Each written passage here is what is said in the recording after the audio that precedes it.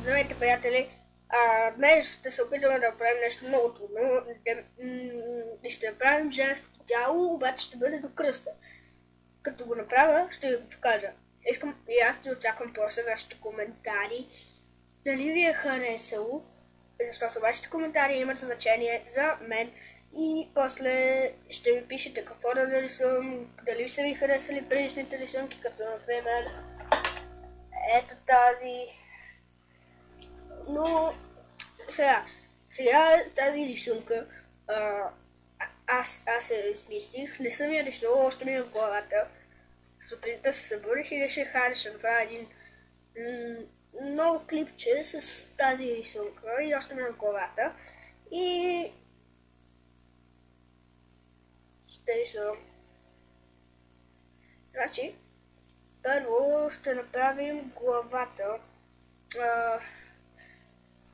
Иначе това е много специфично, защото първо почваш да рисуваш много грозно. И после много хубаво и не знам как точно да го кажа, защото няма дума за такова. Много е просто много странно. Ще нарисуваш както децата да рисуват, например, ето така. Първо ще започнеш и после ще почнеш нещо съвсем по-хубаво да рисуваш. И от това нещо ще стане много хубава рисунка. Но за сега да започваме, защото нямаме толкова много време. Трябва да си изберете много хубави моливи, защото зависи много и от самия молив, какъв му е графит, на каква марка е. Използвате или на Faber-Castell, или на Muppet, или на Milan. Това са едни от най-добрите марки за моливи. Аз като художник го знам и мога да ви кажа, че с тях са много хубави неща, но вие трябва да кажете после дали ви харесва. Но да започваме.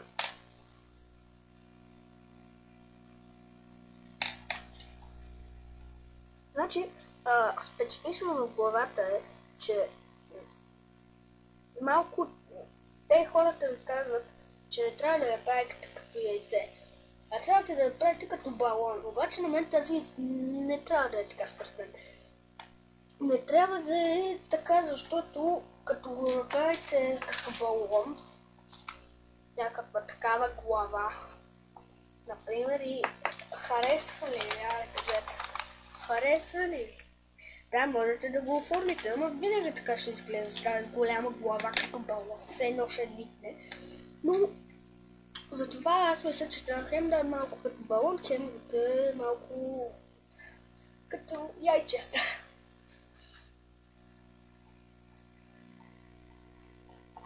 Можете да използвате коректор, както бях казал още предишния път. Можете да използвате друг цвят химикал, кибила за контури. Важно е, за да стане хубава рисунката. Не е нищо особено тази рисунка, която съм ще нарисувам. Просто искам да видите как може да се нарисува, колко видове има за рисуване на женското лице. И аз днес ще покажа един. И да, ако в момента погледнете стата ми, или не можете, ще видите, че цялата е с рисунки и аз много обичам да рисувам. Затова да почваме, защото нямаме много време, както преди това казах.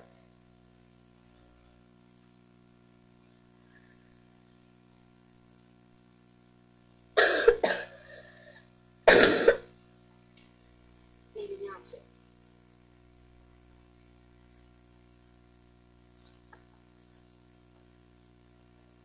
Вече направихме главата.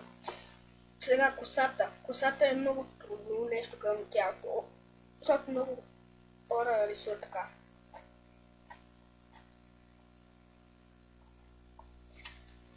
Или ето така.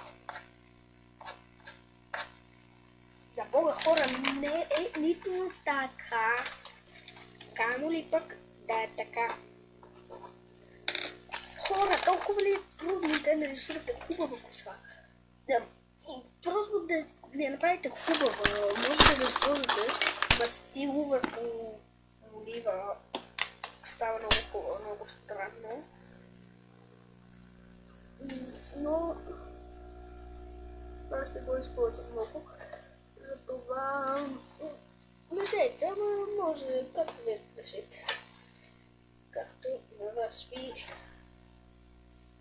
Искам да после да пишете коментари, дали ви обичате да рисувате, какво рисувате, да плащате свои снимки, да плащате свои рисунки и аз после ще се опитам да ги прерисувам. Но побързайте, защото има много хора, които вече гледат и те ще гласуват. Но сега започваме рисунката.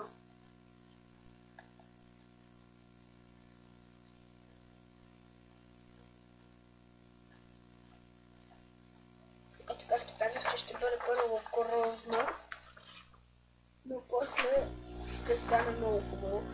И дори не е такава главата за глава. По-голяма, но това не е проблем. Много бързо се рисува, проблем за още 4 минути и сме готови.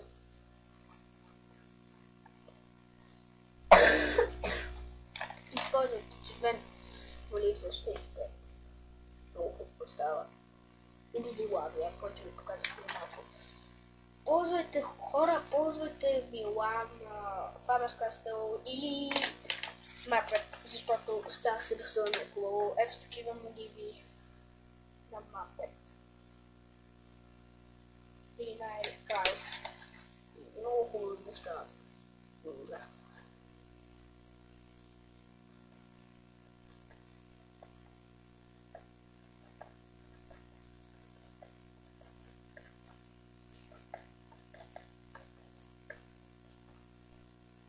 Ние почти сме готови.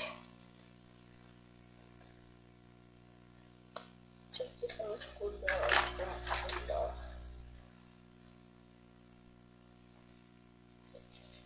И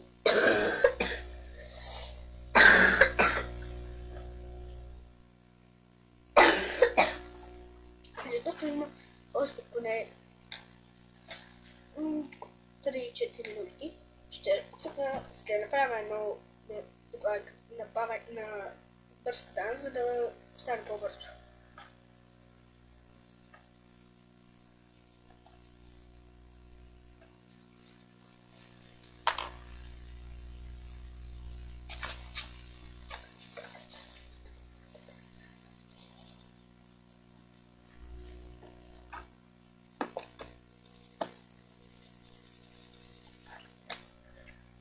И готови сме.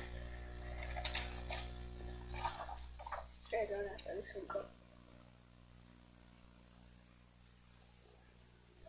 Харесва ли? Ако ви харесва, коментирайте, моля ви.